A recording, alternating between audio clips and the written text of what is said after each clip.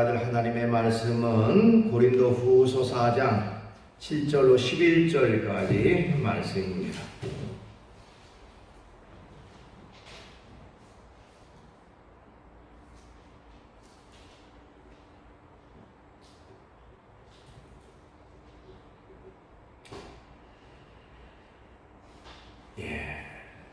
신약성경 289쪽에 있습니다. 고린도 후서 4장 7절로 11절 말씀까지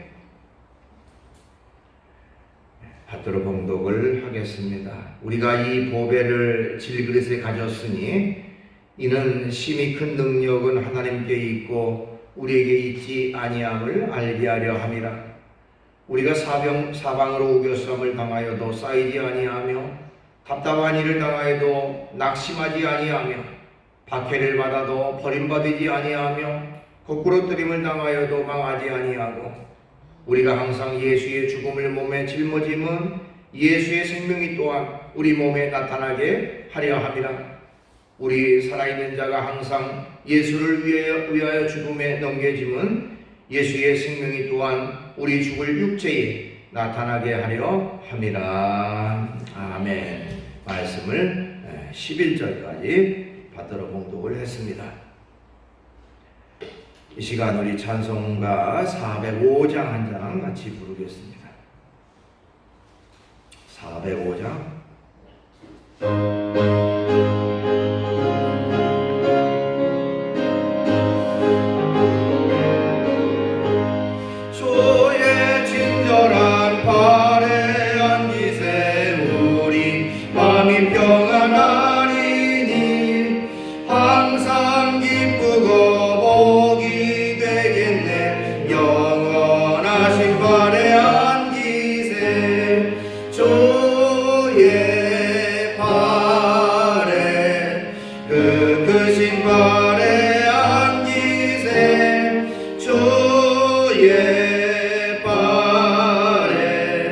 영원하신 발에 안기세.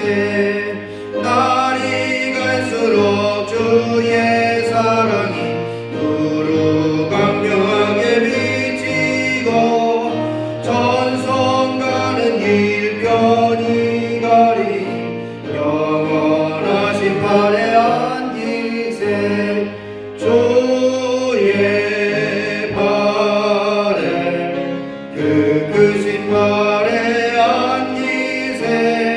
주의 발에 영원하신 발에 안기세. 주의 보좌로 나갈 때에 기뻐 찬미 소리 외치고 복과 두려움 없어지리니 영원하신 발에 안기세. 주의 발에 크신 발에 안기세. 주의 발에 영원하신 발에 안기세. 아멘.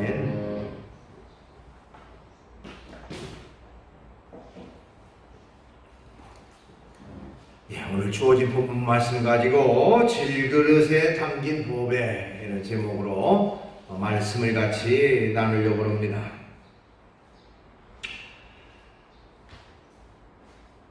우리가 일상생활 속에서 자주 사용하는 말 가운데 하나는 자아 정체성이라고 하는 말을 자주 사용하기도 합니다. 자아 정체성을 가져라, 자아 정체성이 있어야 된다 하는 말입니다.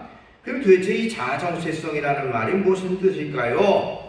사전적인 의미를 찾아보면 자신에 대한 통합된 생각이나 태도로 자신의 성격, 가치관 등을 명확하게 하는 것을 자아 정체성이다 이렇게 정의하고 있습니다. 그러니까 내가 누구인지 그것에 대해서 명확하게 판단하고 깨닫는 것을 자아 정체성이다. 또 다른 말로 말하면, 쉽게 말하면 나는 누구인가 하는 물음에 대한 대답, 그것이 곧 자아 정체성이다 이렇게 말할 수가 있습니다. 자, 내가 누구냐? 그 사실을 우리가 제대로 알아야 되는데 그거를 바르게 알지 못하면 나라고 하는 존재의 가치를 잘못 판단하게 되는 결과가 되고요. 또한 그렇기 때문에 때로는 교만에 빠지기도 하고 때로는 절망과 낙심에 빠지기도 합니다. 그것은 바로 내가 어떤 존재인지 내가 누군지 그것을 바르게 깨닫지 못하기 때문에 그런 결과가 나타난다라고 말할 수가 있습니다. 자, 저와 여러분은 하나님 앞에 어떤 존재인가 하는 것입니다. 우리가 일반적으로 내가 누구인지를 알아보는 여러 가지 방법들이 있을 수 있겠죠. 먼저 주변 사람들을 통해서 내가 어떤 사람인지를 평가받는 것도 내가 누구인지 알 수 있는 방법일 수도 있습니다. 내 이력이나 경력을 통해서 평가받을 수도 있습니다. 그러나 이런 평가라고 하는 것은 결국에는 완전한 평가라고 말할 수가 없습니다. 어떤 관점으로 바라보느냐, 또 어떤 사람이 나에 대해서 평가하느냐에 따라서 그 결과가 다르기 때문에 그렇습니다. 그래서 우리 믿음의 성도들을 가장 완전하게 판단하고 평가할 수 있는 방법은 바로 하나님의 말씀, 성경을 통해서 우리가 누구인지를 바르게 판단하고 평가할 수가 있다고 하는 것입니다. 성경은 우리 이 인간을 가리켜서 사람을 가리켜서 여러 가지로 묘사하고 있습니다. 하나님이 목자고 우리는 그분의 양이다. 또한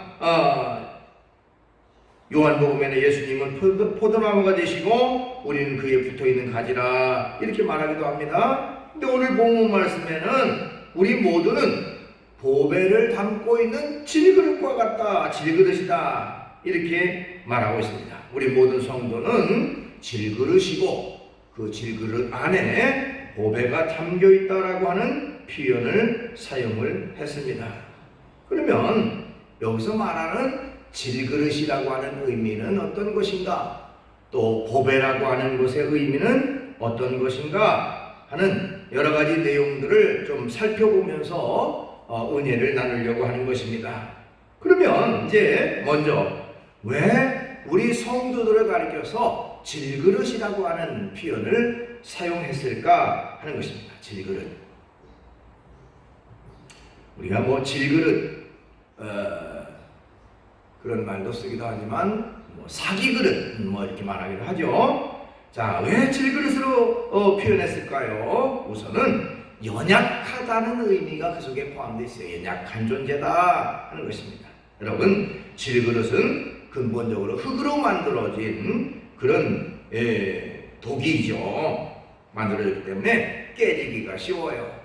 한번 놓쳤다 하면 잘 깨집니다. 물론 요즘은 기술이 좋아져서 여러 가지 이제 합성을 통해서 견고하고 단단하게 그렇게 만들어져서 조금은 좀 견고합니다만은 그러나 옛날 질그릇은 아주 쉽게 깨져서 부딪혀서 금방 깨집니다. 새로 나온 그릇도 자칫 잘못하면 금방 깨어지기 쉽다는 것이죠. 이와 마찬가지로 우리 성도들을 질그릇이라고 그렇게 표현한 것은 바로 연약해서 깨어지기 쉬운 존재, 그것이 바로 우리 인간이라고 하는 것을 말하고 있습니다. 여러분, 인간이라고 하는 존재가 대단한 존재 같고요, 아주 그냥 힘이 뛰어나서 뭐든지 할 수 있는 그런 존재 같지만은, 그러나 눈에 보이지도 않는 작은 세균 같은 것들이 침투에 들어오면 그 큰 힘을 발휘할 것 같은 인간은 꼼짝 못하고 거기에 점령당하고 마는 것이 인간입니다. 여러분, 요즘 코로나19 전염병으로 인해서 전 세계 모든 사람들이 엄청난 두려움과 공포 속에 또 고통 속에 그렇게 사로잡혀 있는 것을 보게 됩니다. 그것도 역시 작은 바이러스, 그것 자체가 인간에게 침투함으로 인간이 그렇게 엄청난 고통 가운데 헤매고 있다고 하는 것입니다. 이처럼 인간이라고 하는 존재는 대단한 존재 같고 아주 강한 존재 같지만은 그야말로 연약한 존재, 깨어지기 쉬운 그런 그 존재라고 하는 것을 의미합니다. 그래서 질그릇이다 그렇게 표현하고 있습니다. 그 다음에 왜 성도를 질그릇이라 표현했을까요? 별 볼 일 없다는 것입니다. 다른 말하면 볼품이 없다 그런 의미예요. 여러분, 질그릇은 흔한 그릇입니다. 모양도 화려하지 않습니다. 볼품 없고 그러기에 가치도 별로 없는 것이 바로 질그릇입니다. 투박하게 생겼습니다. 볼품도 없어요. 어떻게 보면 세상적인 관점에서 우리 그리스도인들을 볼 때는 참 어리석은 사람들이고 볼품 없는 사람이고 참 어떻게 보면 아무런 그 의미 없는 것에 시간을 투자하고 또 자신의 모든 그 열심을 내는 그런 헛된 것을 바라보는 사람으로 보일 수가 있어요. 세상적인 관점에서. 그렇죠? 그런 의미에서 성도를 질그릇이다 이렇게 표현했습니다. 또한 성도를 질그릇으로 표현한 것은 바로 만들어진 존재라고 하는 의미를 여기서 우리가 깨닫게 되어집니다. 다른 말로 말하면 피조물이라고 하는 사실이에요. 피조물. 우리는 결코 스스로 존재하는 그런 그 존재가 아니고 스스로 있게 된 존재가 아니고 만들어진 존재라고 하는 사실을 우리가 기억해야 됩니다. 그 때문에 결코 교만해서는 안 된다는 것이죠. 만들어진 존재. 그러면 누군가 만들었다는 것이죠. 만들어진 존재가 위대합니까? 만든 존재가 위대합니까? 만든 존재가 위대하죠. 자기의 생각대로 자기의 용도대로 만들었으니 만들어진 존재는 만든 존재에 대해서 그야말로 절대적인 그런 어떤 존재 가치는 만든 분에게 있다는 것입니다. 우리 인간도 마찬가지입니다. 우리 인간의 육체는 바로 하나님이 만드셨는데 우리 육체를 질그릇처럼 흙으로 만드셨죠. 그렇죠? 흙으로 빚으셨어요. 근데 중요한 것은 하나님에 의해서 만들어진 존재라고 하는 사실을 기억해야 됩니다. 여러분, 누가 만들었냐에 따라서요 그 가치는 몇백 배, 몇천 배, 몇만 배의 차이가 납니다. 그렇죠? 그냥 뭐 아무런 그 일반 평범한 사람들이 어떤 것을 만들었으면 그건 그냥 가치 없는 그런 의미지만 세계적인 조각가, 세계적인 화가들이 직접 손으로 빚어서 만들었다 그러면 그것은 엄청나게 많은 그런 가치가 그 속에 포함되어 있다는 것입니다. 그런데 우리 인간도 흙으로 만들어진 존재지만 전능하신 하나님, 창조자 하나님, 우주 만물을 만드신 그 하나님이 우리를 직접 빚어서 만들었다라고 하는 사실을 우리가 기억해야 된다는 것입니다. 그 때문에 우리는 약하고 부족하고 허물 많은 인간이지만 하나님에 의해서 만들어진 존재라는 사실, 그것을 우리가 기억한다면 우리는 가치 없는 존재가 아니라 아주 귀한 존재요, 가치 있는 존재라고 하는 사실을 우리가 깨닫게 되어지는 것입니다. 자, 이처럼 인간이라고 하는 인간을 왜 질그릇에 비유했을까 하는 여러 가지 의미가 있을 수 있고요. 그럼 그럼 보배라고 하는 것은 도대체 무엇이냐 하는 것입니다. 우리 속에, 질그릇 속에 보배가 숨겨져 있다라고 말하고 있는데, 이 보배라고 하는 것은 무엇인가 하는 것이죠. 여러분, 사실 어떤 의미에서 그릇이라고 하는 것은 그 자체로서의 가치가 드러나기보다요, 그 그릇 속에 무엇이 담겨 있느냐에 따라서 가치가 달라지게 돼 있습니다. 우리가 그릇이라고 하는 것은 그냥 껍데기, 포장이라고 말할 수도 있어요. 무엇이 담겨 있느냐에 따라서 그 용도가 달라지고 또 이름이 달라지게 돼 있습니다. 자, 반찬이 담겨 있으면 반찬 그릇, 그러죠? 밥이 담겨 있으면 밥 그릇 그렇습니다. 물이 담겨 있으면 물 그릇이죠. 쓰레기 담겨 있으면 쓰레기 그릇, 쓰레기통. 그러니까 그 속에 무엇이 담겨 있느냐에 따라서 그릇의 쓰임새도 달라지고 그릇의 가치도 달라지게 돼 있다고 하는 것입니다. 근데 오늘 말씀에 보면 우리가 비록 질그릇이지만, 연약한 존재, 부족한 존재인 질그릇이지만 우리 속에 세상이 알지 못하는 놀라운 보배가 담겨 있다는 것입니다. 놀라운 보배가 우리 속에 담겨 있다. 그렇기 때문에 우리는 너무너무 귀하고 소중한 존재라고 하는 것입니다. 그럼 이 보배라고 하는 것이 무엇일까? 보배는 바로 우리 구주 예수 그리스도를 의미하고요. 또한 복음, 말씀, 진리의 말씀, 복음을 의미하기도 합니다. 물론 예수님이 복음이고 복음이 예수 그리스도죠. 그렇죠? 진리 되신 예수 그리스도, 복음이 바로 보배라고 말할 수가 있습니다.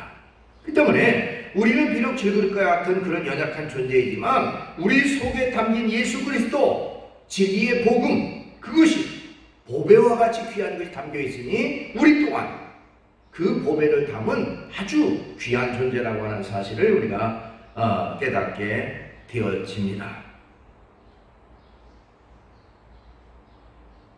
아까도 말씀드렸듯이 그릇이라고 하는 것은 그 속에 뭐가 담겨있느냐에 따라서 그릇의 가치가 달라진다 그랬죠. 우리 속에 진리 되신 예수 그리스도, 생명 되신 예수 그리스도가 담겨 있으니 우리는 너무나도 소중하고 고귀한 존재라고 하는 것입니다.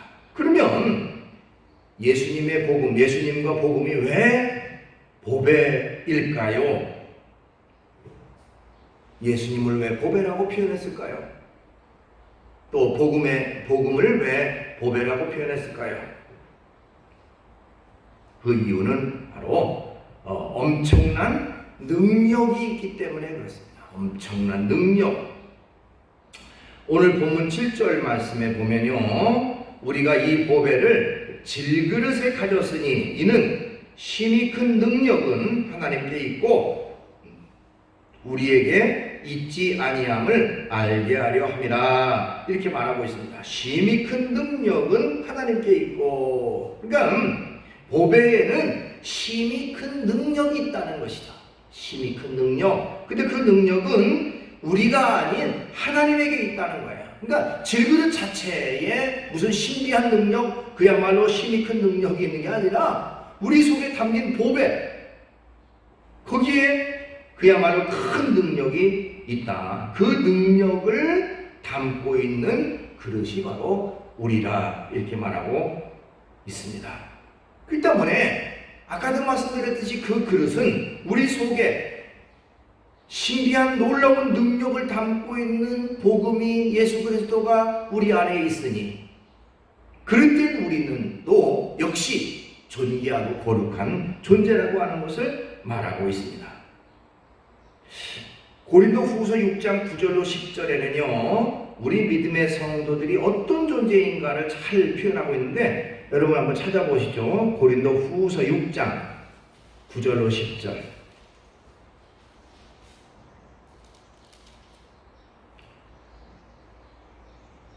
우리 믿음의 성도들이 어떤 존재인가 하는 것을 잘 말하고 있습니다.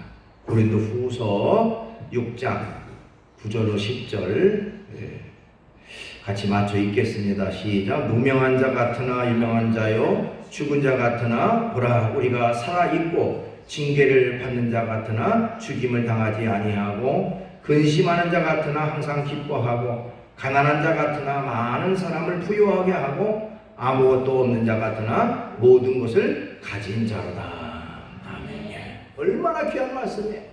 여러분, 세상적인 관점에서는 그야말로 무명한 자 같고, 죽은 자 같고, 또 근심하는 자 같고, 가난한 자 같지만, 그러나 실제로 하나님께서 우리를 유명한 자로, 또 살아있는 자로, 또 부유한 자로 모든 것을 가진 자로 그렇게 만드셨다는 거예요. 그렇게 변화시켜주셨다. 그러니까 주님을 믿는 믿음을 통해서 우리가 그런 존재로 바뀌게 됐다는 것입니다. 그렇기 때문에 그런 능력이 바로 복음의 능력이고 하나님의 능력인 것이죠. 내 힘으로 우리의 능력으로 이루어진 것이 아니라 우리 속에 담긴 복에 그리스도가 복음이 그런 능력이 있으므로 우리도 역시 그 보배를 담고 있는 우리도 역시 귀중하고 소중한 존재로 인정받게 되는 결과가 되어진다는 것입니다. 복음에는 이처럼 엄청난 능력이 있기 때문에 우리가 보배라고 하는 표현을 씁니다. 또한 왜 예수 그리스도 또 복음을 보배라고 말할까요? 세상적인 그 무엇 가지고 얻을 수 없는 것이기 때문에 그렇습니다. 이 보배는 돈으로 살 수 있는 것도 아닙니다. 지식으로 얻는 것도 아니고 어떤 권력으로 뺏을 수 있는 것도 아닙니다. 하나님의 은혜로 되어지는 것이 이 보배입니다. 그렇기 때문에 세상 어떤 것과도 바꿀 수 없는 그런 소중한 것이기 때문에 보배다 이렇게 말할 수 있어요. 여러분, 예수 그리스도를 통한 구원이라고 하는 것은 돈으로 살 수 있는 게 아니죠. 만약에 영생이나 구원을 돈으로 살 수 있다면 그야말로 큰 기업체를 가진 그런 몇백억 몇천억 재산을 가진 사람들은 돈으로 영생을 살 수 있을 겁니다. 그러나 돈으로 살 수 있는 것이 아니죠. 세상적인 어떤 것 가지고도 살 수 있는 것이 결코 아닙니다. 그렇기 때문에 바로 예수 그리스도 복음이 바로 보배라고 말씀드릴 수가 있습니다. 우리가 지금 성경책을 누구나 다 가지고 있지요. 기독교인이라면 성경책을 다 하나씩 가지고 있고 또 성경책을 읽게 됩니다.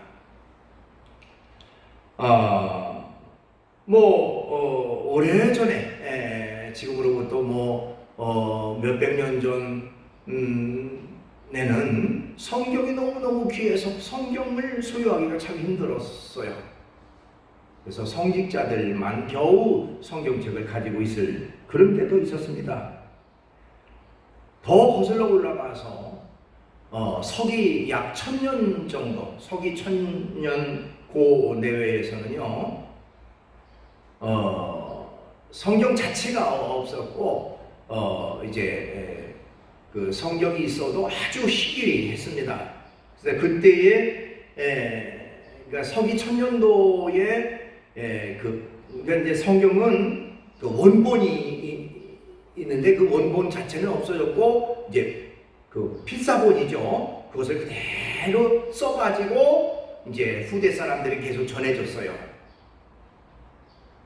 근데 성경책이 최초의 성경책 그러니까 필사본 중에 제일 오래된 필사본이 바로 서기 1000년경에 발견된 필사본이었어요.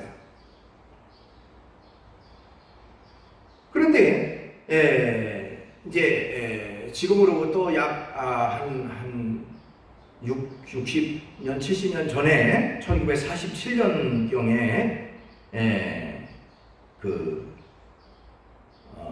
팔레스타인 그 사해 바다 서쪽 여리고 남방에서 그 큰 이제 그 산비탈이 하나 있었는데요. 거기에 어떤 소년이 양을 치고 있었습니다. 양치기 소년이 있었어요. 이 가파른 그 산비탈에서. 그러다가 양 한 마리가 이제 없어졌습니다.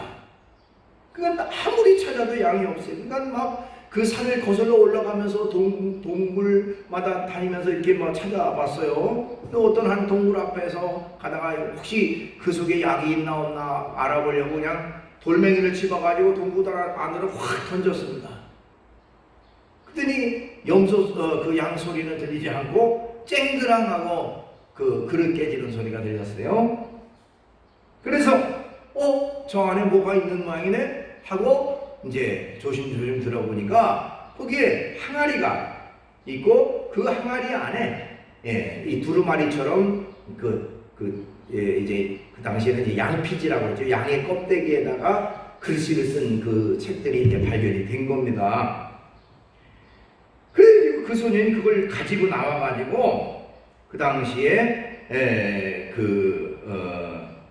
고서점에 가가지고 그거를 이제 우리나라 돈으로 한 5만 원 정도 주는 돈을 받고 팔았다 그래요. 그 당시로서도 엄청나게 큰 액수이니까 나는 흉기했다라고 생각을 했을 수도 있습니다.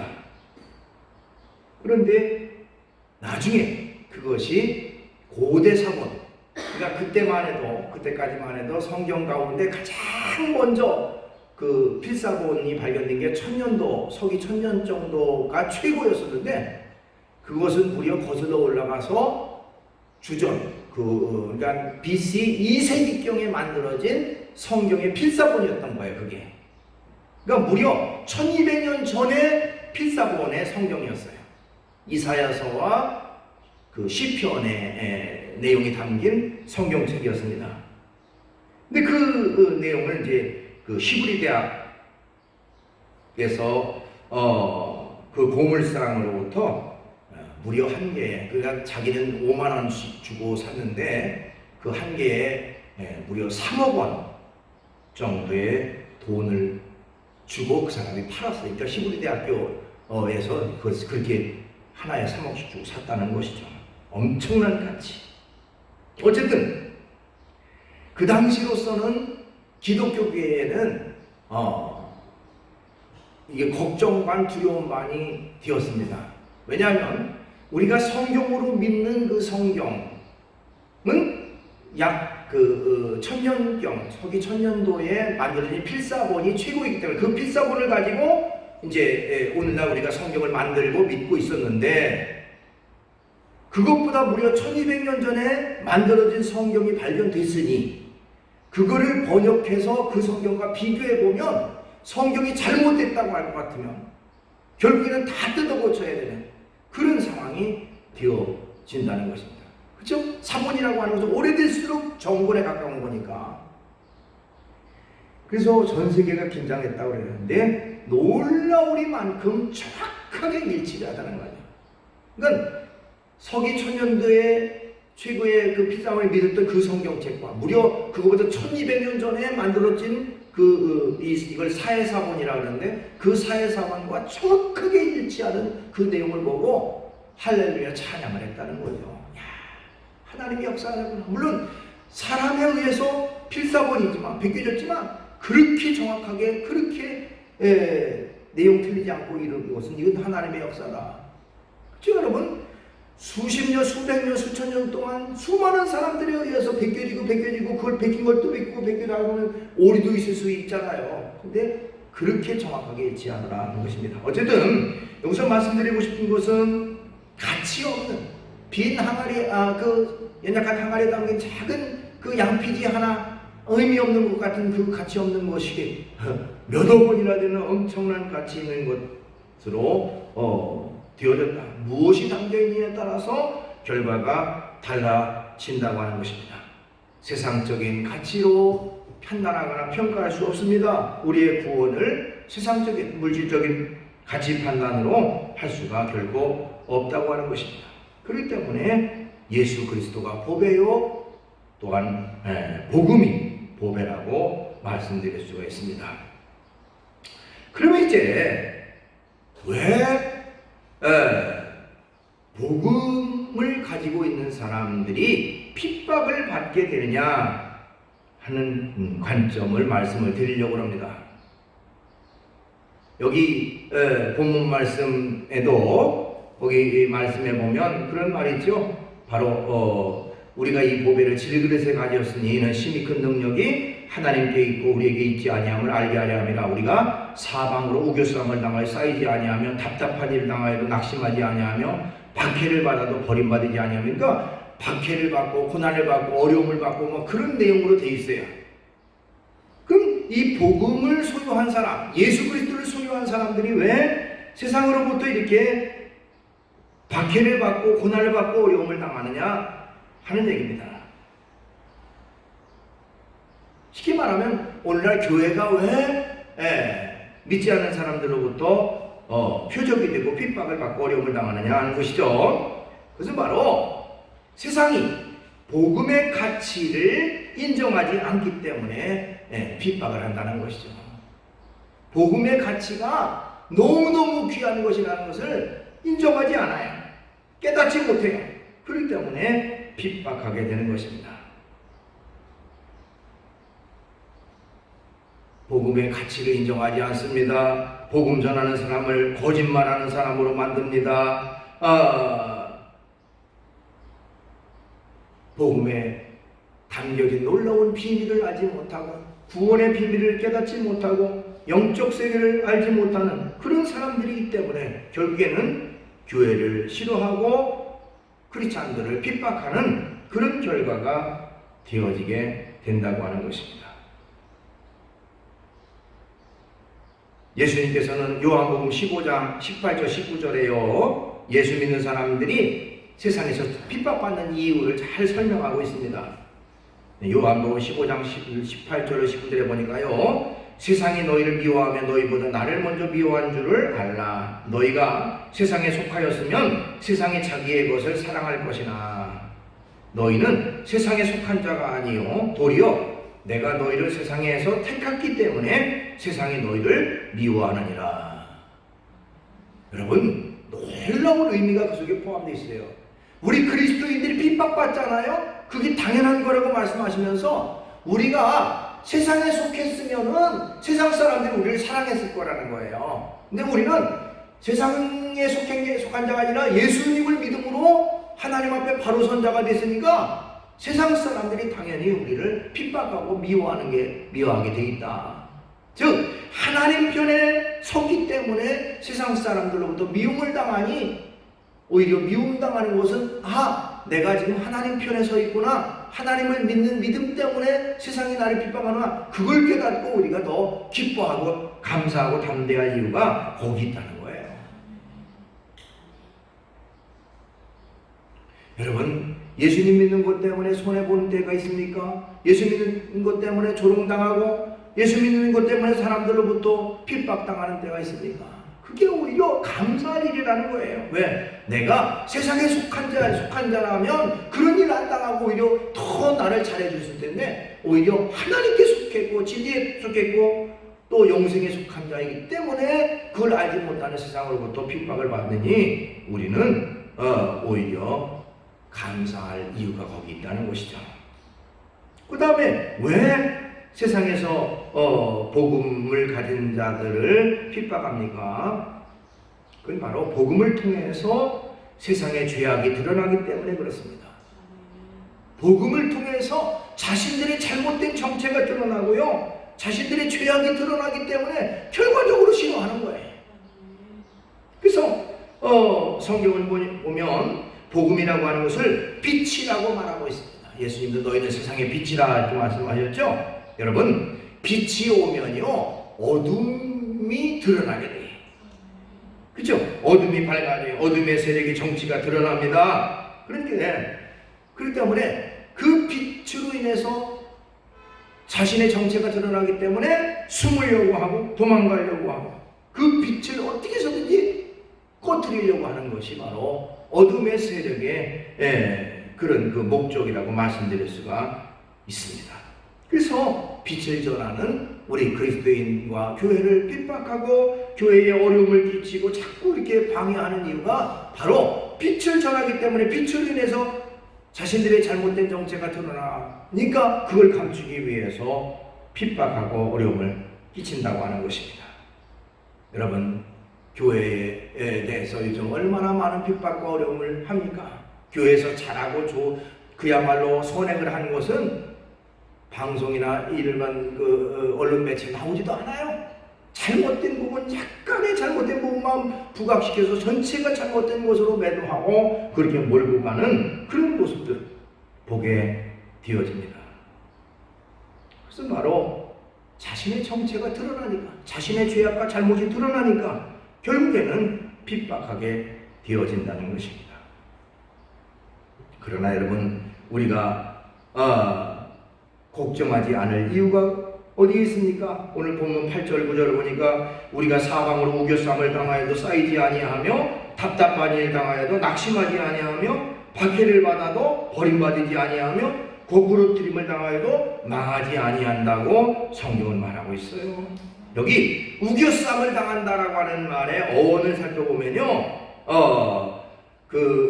들리보메이라고 하는 단어를 썼는데, 이 들리보메이는 뭐냐면 포도원에서요 포도즙을 짜는 그것이 바로 들리보메노이라고 하는 것이죠. 그러니까 포도즙을 짜는데 살짝 짜서 즙이 나오겠습니까? 그야말로 짓이겨서 발만 눌러서 짜야 포도즙이 나와요. 그것이 바로 우겨쌈을 하는 거예요. 주변에서 우리를 핍박하는데 그렇게 우리를 핍박하고 고난과 고초를 가져다 준다는 것입니다. 극심한 고난을 우리에게 가한다는 것이죠. 그럼에도 불구하고 우리는 거기에서 쌓이지 않는다. 그것에 결코 영향을 받지 않는다는 겁니다. 왜 그렇습니까? 바로 우리 속에 보배이신 예수 그리스도 복음을 가지고 있기 때문에 하나님께서 우리와 함께 하시고 하나님이 우리를 지키시고 하나님이 우리를 돌보신다는 겁니다. 때문에 질그릇인 우리 자체는 약하지만 보배이신 하나님 예수 그리스도의 능력이, 무한한 능력이 우리와 함께 하시니 우리는 두려워할 이유가 없고 걱정할 이유가 없다고 하는 것입니다. 하나님은 모든 것을 바꿔놓으시는 하나님이십니다. 모든 것을 새롭게 하시는 하나님이십니다. 약한 자를 들어 강한 자를 부끄럽게 하시는 분이 하나님이십니다. 여러분, 모세라고 하는 인물, 그 당시 태어날 때에 3살 이하 어린아이, 갓난아이를 다 강물에 죽도록 하는 그런 때에 나일강에 모세도 빠져 죽을 것 같은 그런 상황이지만 하나님이 역사하셔서 바로의 공주의 아들이 되는 그런 결과가 되었죠. 자, 이스라엘 민족의 지도자로 그렇게 하나님이 쓰셨습니다. 요셉이라고 하는 사람도 형제들의 그런 그 시기를 받아서 결국에는 노예로 팔려갔지만 결국에 총리 대신이 되는, 그래서 하나님의 도구로 쓰임 받는 그런 결과가 되었죠. 어떻게 보면 하나님이 역사하시고 하나님이 이끄시고 하나님이 인도하십니다. 때문에 우리는 두려워할 이유가 없습니다. 그래서 우리 모두는 질그릇과 같은 약한 존재고 보잘것없는 존재이지만 우리 속에 보배이신 예수 그리스도 복음이 있으니 우리는 거룩한 존재, 완전한 존재, 아름다운 존재예요. 하나님이 함께하는 존재라는 사실을 기억하고 고난 중에, 핍박 중에, 환난 중에도 담대함을 가지고 믿음으로 승리하는 그런 우리가 되기를 주의 이름으로 축원합니다. 기도하겠습니다. 걸어가신 주님을 찬양합니다. 우리는 질그릇과 같은 연약하고 부족한 존재이지만 그러나 우리 속에 보배이신 예수 그리스도 복음이 담겨 있기에 우리는 거룩하고 존귀한 그런 존재인 것을 저희들은 믿습니다. 또한 하나님이 책임져 주시고 하나님이 역사하시고 하나님이 우리를 보호하고 계시다는 사실도 우리가 기억하게 하시고 세상으로부터 때로는 고난받고 핍박받고 환난받는 일이 있다 손치더라도 결코 두려워하지 아니하고 담대함으로 믿음으로 승리하며 나아갈 수 있는 저희의 삶이 될 수 있도록 인도해 주시옵소서. 예수님의 이름으로 기도하옵나이다. 아멘.